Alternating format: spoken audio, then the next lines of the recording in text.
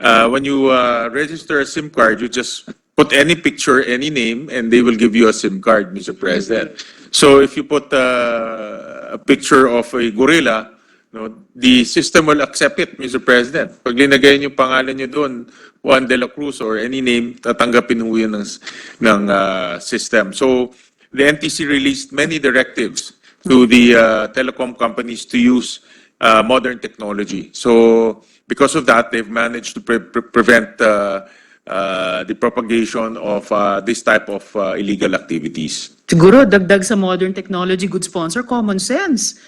Although some of us might look like gorillas, pero medyo pag gorilla ang mag-apply sa'yo, ma-issuehan ng SIM card, medyo dapat kahit low-tech ka. Anyway, good sponsor. Yeah, but some of the technologies, Mr. President, has to share with the Her Honor. Selfie capture, facial liveliness check. I think kailangan mo na gumalaw ngayon, Mr. President, to demonstrate that you're a live person. Disabled stock upload photo, facial recognition and matching, OCR and data matching. Ito po, nasa screen, Mr. President. We flashed it on the screen.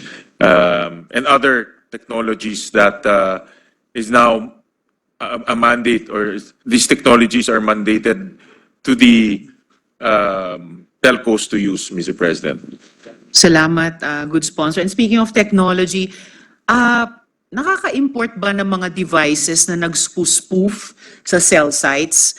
At kung nagagawa yun, may import controls ba tayo kaugnay nito, good sponsor? Bawal yun, Mr. President. The DICT strictly prohibits importation of those type of devices, especially yung mga text blast or other form of telecommunication devices, Mr. President. So bawal yun, but admittedly, some people smuggle it to our country. In fact, during the height of POGOs, I remember the PNP or NBI apprehended an individual possessing really sophisticated texting equipment or even hacking equipment, Mr. President. And if you remember, Senator Risa, when we inspected one of the POGO sites, we saw also a lot of text blasting machines, right, a lot of machines with thousands of SIM cards plugged in it. So those are the machines that are being smuggled here in our country. But those are illegal. You cannot use that here in our country. Salamat, good sponsor. Actually, na-anticipate nyo na po yung huling follow-up question ko na how are they able in this way to abuse our ICT system na nag-necessitate tuloy ng ganitong karaming at siguro madadagdagan pang mga gawain ng CICC laban sa ganitong panloloko. So aside from the use of these equipment and technologies, are there other ways that have been identified that these people, these entities have been able to abuse our ICT systems, good sponsor?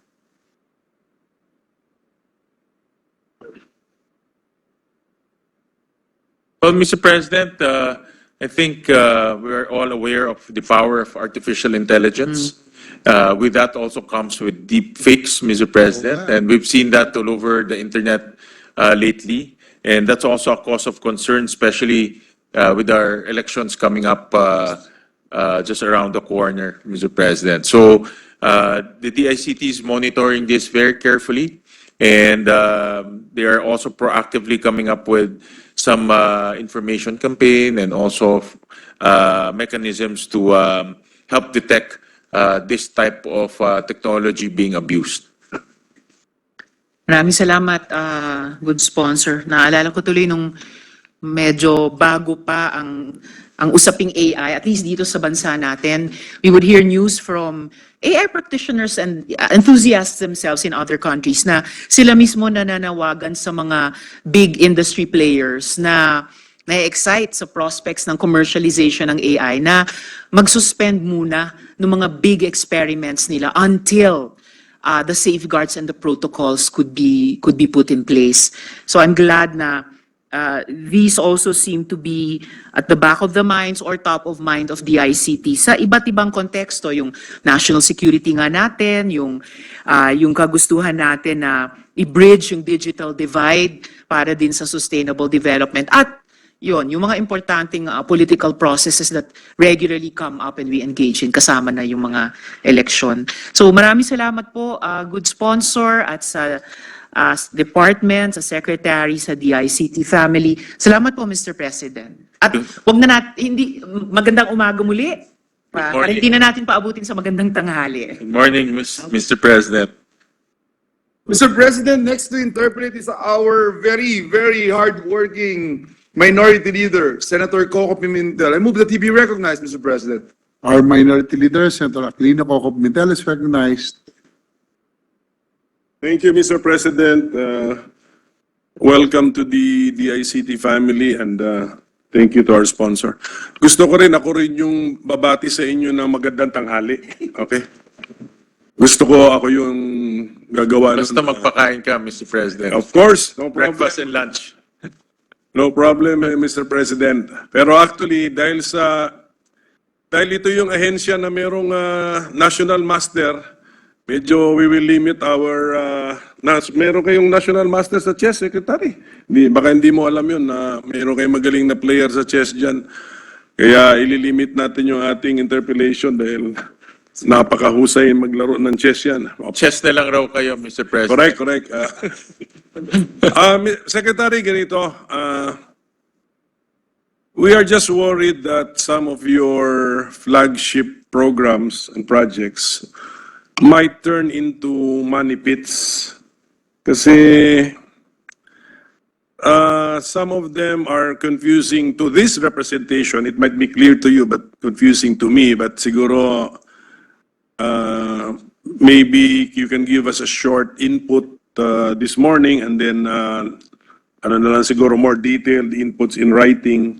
So for example, meron kang sa DICT infrastructure flagship programs ninyo, meron kayong Philippine Digital Infrastructure Project na ang kanyang short objective is construction of the national broadband network. And it will cost us 16.1 billion pesos. But this is foreign assisted. And then you have a national broadband plan. Ang kanya namang objective is the construction of a nationwide broadband backbone. GAA funded. 35 billion pesos. Ano yun? I mean, hindi ba overlapping na po yun? I mean, can we be helped in understanding these two projects and then pag-isuma total po na, kasi yung foreign assisted, utang din naman yan eh. Babayaran din naman natin yun eh. It's just a deferred GAA funded actually kung tutusin ha. Kung magtapatan tayo rito ganito sa umaga, a foreign assisted project is just a deferred GAA funded project actually. So isuma total natin yan eh, 50 billion pesos.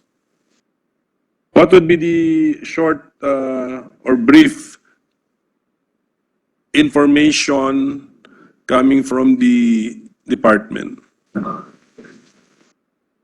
But Mr. President, I'll explain first the project, Mr. President. The vision here is to come up with a national fiber optic backbone, Mr. President.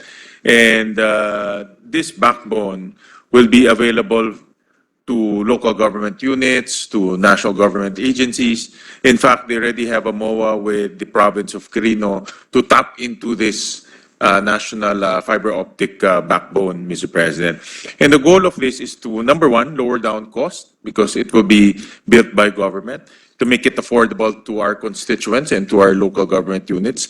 And number two, to reach those areas that are deemed uneconomical or not commercially viable to private operators, Mr. President. So that's why the government embarked on building this national fiber optic backbone. Now, there are three phases, Mr. President. Phase one, which is Northern Luzon, will be funded by government, the GAA.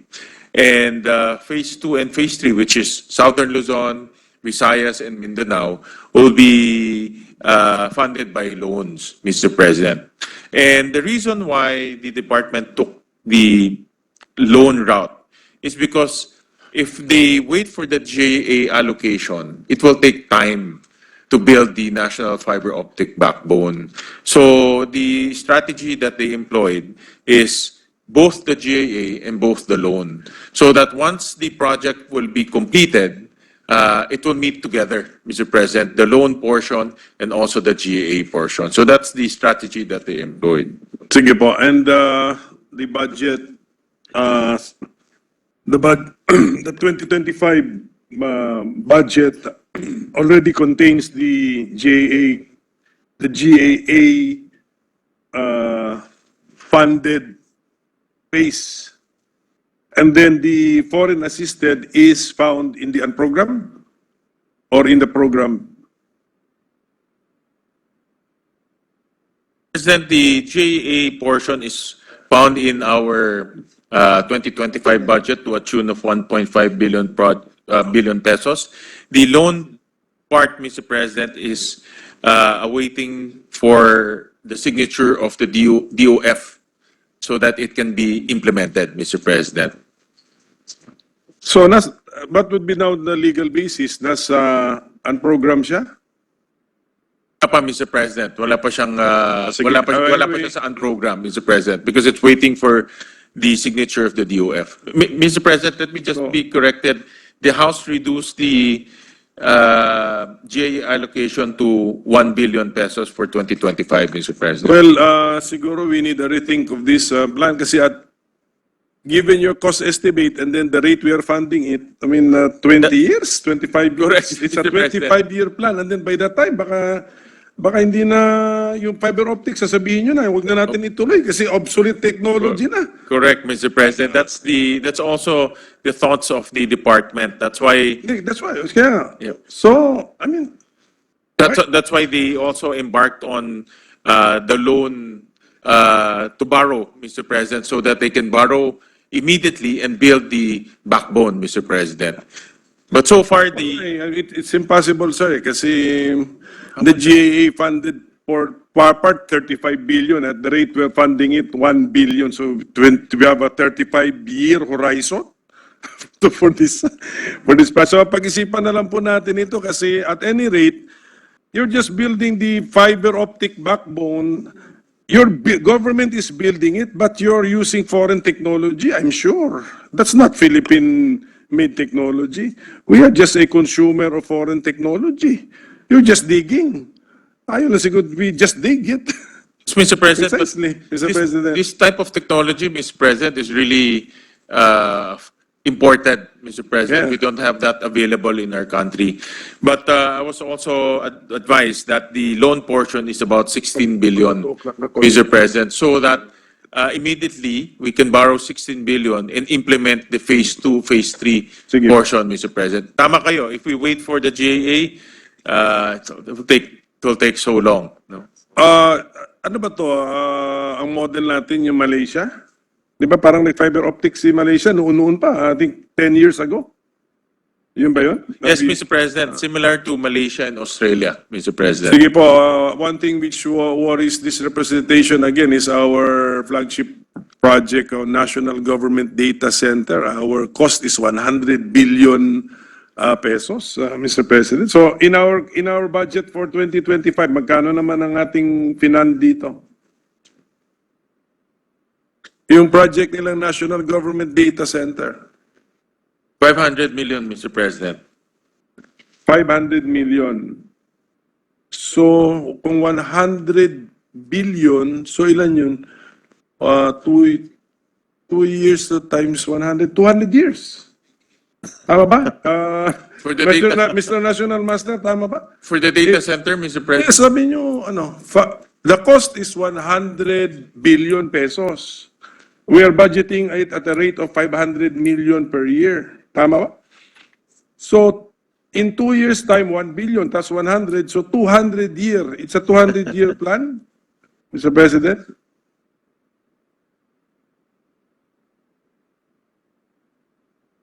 Pwedeng in writing na lang, sir. But just convince this representation in writing. Baka mas maganda. Baka antok na tayong lahat ngayon Kaya baka antok na rin ako. Baka yung mathematics ko mali na rin. yes, Mr. President. Just to answer your question, Mr. President, and they'll submit it in writing. The original budget for the data centers is 100 billion, Mr. Yeah. President. This administration, under the leadership of Secretary Uy, they find it very expensive, Mr. President, and unrealistic already, Correct. Mr. President. So they revised the cost, Mr. President. So that's not the cost anymore. But how can you just do it like that? I mean to say, yung previous planner, yung paa nila wala sa lupa. Ganun lang, out of thin air, 100 billion, ganun lang. I mean, si National Master, pag tumango, ibig sabihin nun, tama, okay na po sa akin yun. Pag, sige po, anyway, Mr. Chairman, I will be happy with the written, ano na lang, Mr. President, response. the new estimate for the data center is about 1 billion pesos, Mr. President. $1 billion pesos. Correct. So not Not 100 billion. per data center, per data center. Yeah, how many do we intend to build? 100 din. No, but Mr. President, they also plan to, if you look at the budget, there's also budgets for services, Mr. President. So they are also planning to pay for services of data centers, Mr. President. So we're not going Sige, to build, but also lease capacity Si- from data Since centers. flagship program siya, that means you have a longer view eh. So just give, if it can just be given to this representation. Senator Gatchalian, I think Senator Pimentel will be content with Yes, an explanation in writing. You cannot debate with a math major on figures. Yes, Mr. President, especially at 2 a.m., Mr. Yeah, but- President. So- No, as I've stated earlier, I will defer to the National Master, Mr. President. May abilidad dyan na hindi natin kaya, Mr. President. So at any rate, Mr. President, maraming issues dito, but we'll just send our questions to the Secretary. Yung ELGU project versus National Broadband Plan, paki-ano na lang, paki-distinguish yung ano po ito. And then you have some COA findings which are disturbing to this, which I find to be disturbing. So please, ano na lang, the answer is how will you address the COA findings, lalo na yung mga non-delivery ng contract stipulation sa free Wi-Fi. I mean, bakit ba nila nakuha muna yung mga kontrata? Ay, yun po yung mga tanong po natin. Free Wi-Fi, ano lang, hindi nila mabigay, Mr. President. Ba't nila nakuha ang kontrata? But at any rate, Mr. President, can I ask now the National Privacy Commission, meron kasi kaming debate, sir, sa, who is the head of the National Privacy Commission? Yes. Meron tayong parang I've noticed a tug of war between the right of the citizen to know or to know some information or to access some documents, and then some government agencies using the Data Privacy Act as the ground to deny access to some documents. So, bigyan kita ng example, sir, para i-apply natin. Okay. Under the law, the constituents or the people, the citizens have the right to question the registration of a voter. May ang tawag dyan, the citizen or the constituent can file exclusion petition before the courts to exclude a voter who was registered. Di ba ang basic document doon would be the voter's registration application. Di ba? And then this representation attempted to get a copy of that voter's registration application from the COMELEC, which was denied on the ground of the Data Privacy Act. So, can you help us? Sige nga, being the objective third party, what is the proper application of the law that you are administering? The Data Privacy Act. Last na po. Can I be more direct, Senator Pimentel? Go ahead, sir.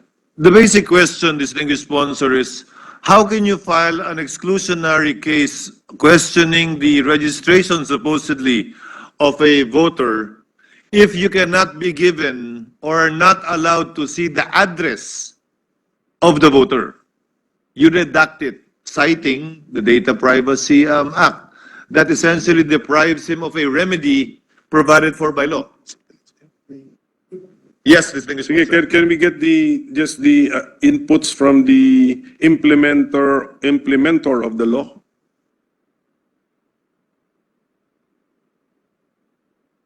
Well, Mr. President, Section 13F of the Data Privacy Act provides that the processing of sensitive personal information is allowed when the processing is necessary for the protection of lawful rights and interests of national or legal persons in court proceedings or establishment, exercise or defense of legal claims, or when provided by government or public authority. From the wording of the Data Privacy Act of 2012, the NPC stresses that processing for the establishment of legal claims does not require an existing court proceedings. Thus, the interpretation of COMELEC of the DPA is erroneous. Well, okay, thank you for that, professional opinion from the National Privacy Commission. Basta sir, ganito lang, I have noticed in dealings with government agencies na meron talagang tug of war. So please monitor the implementation of the Data Privacy Act because I have a feeling that it's being misapplied already, Mr. President, and the effect is a denial of access to information and access to documents. So, yun lang po ang gusto ko ipaabot sa National Privacy Commission. If you can, if such a feedback has reached your commission, please, in writing na lang, if you can respond to my concern. And then last, Mr. President, sa NTC, NTC, who's the new head? Ma'am, sabi ng staff ko, ano daw pre-registered SIM cards are being openly sold on the Facebook Marketplace. Umabot na po sa inyo yan? Information na yan? Yes, Mr. President, I also flagged them Ayan na lang. And during the hearings and during the budget deliberations, so Mr. to the President. entire, to the entire DICT family, what can we, is that illegal muna? Is that illegal? That's illegal, Yeah. Mr. President. So what can we do about it? Yun ang lang yung tanong. Kasi para makita ng taong bayan na ini-enforce din natin yung batas, the government is not that helpless, Mr. President. Mr. President, I was advised and during the briefings that they have filed cases already in courts against those people who are selling pre-registered SIM cards, Mr. President. Sige, And they've managed to get a conviction against those persons selling pre-registered SIM cards, Mr. be unrelenting kasi hanggang ngayon ata, as we speak, baka na meron pa rin Yes, sa Mr. President. Facebook Marketplace In fact, we have seen pre-registered SIM cards, pre-registered e-wallets as well, Mr. President. E-wallets na, mga ganun. So we've already advised DICT and NTC to be more aggressive in this illegal activities, Mr. President. So, Mr. President, so I can avoid serving lunch, so I better... Breakfast na lang, Mr. I better terminate my interpellation and then marami po kayong challenges, Mr. Secretary. So we're here to support you. Pero yun na nga, if some things need correcting, correct them as soon as possible. And then communicate to us para naintindihan namin saan na ba kayo at what stage na kayo kasi parang nabiblame namin kayo sa mga past na nababasa na namin about your plans. Yung pala binabago na ninyo. But this is also reflective of how we plan in government, Mr. President. And dapat we have to really get into shape as far as our planning is concerned. Planning affects budgeting. Ganun talaga eh. So anyway, that's my word of advice to the entire DICT family. So good luck to you. Thank you, Mr. Chairman, for your patience. Thank you, Senator Pimentel. Mr. President, Senator Alan Peter Cayetano would just like to make a 30-second manifestation, Mr. President. Senator I move that he be Cayetano is recognized for his 30-second manifestation. Good evening, everyone. Hindi ko isa-isahin para umabot sa 30 seconds. Susundan ko lang po si Senator Pimentel at lahat po ng senador na bumati sa inyo, sa inyong chairman, at dun po sa problema ng mga scams. I just like to ask the good secretary, baka you can take the lead sa cabinet and form a group, go to Singapore and Hong Kong, because these two states actually, well, SAR Hong Kong and then as a city-state ang Singapore, they have an anti-scam center. And in one office, nandun na yung police, nandun na yung IT, nandun na yung bangko. So I brought this up sa police, I haven't brought it sa NBI, pero parang sanay pa rin tayo ng paisa-isang scam. But lahat ng scam na nabanggit dito at sa ibang hearings, iba't ibang klaseng scam, nandun na. In fact, for the last 2 years, ang na-recover ng Singapore government for those na na-scam is 600 plus million Singaporean dollars. And they only have, 5 million people. So 30 seconds na, but may I make that appeal? So sana next budget, next year, meron na tayong sariling anti-scam center na baka pwede niyong pangunahan, Secretary. Thank you. Thank you, Senator Cayetano. Majority Leader. Mr. President, there being no other reservation for interpellation, I move that the budgets of the following: Department of Information and Communications Technology, Office of the Secretary, Cybercrime Investigation and Coordination Center, National Privacy Commission, and the National Telecommunications Commission be deemed submitted for the body's consideration. So move, Mr. President. Any objection? Hearing none, motion is approved. Congratulations to the DICT family. May I ask for minute suspension, Mr. President? Session is suspended.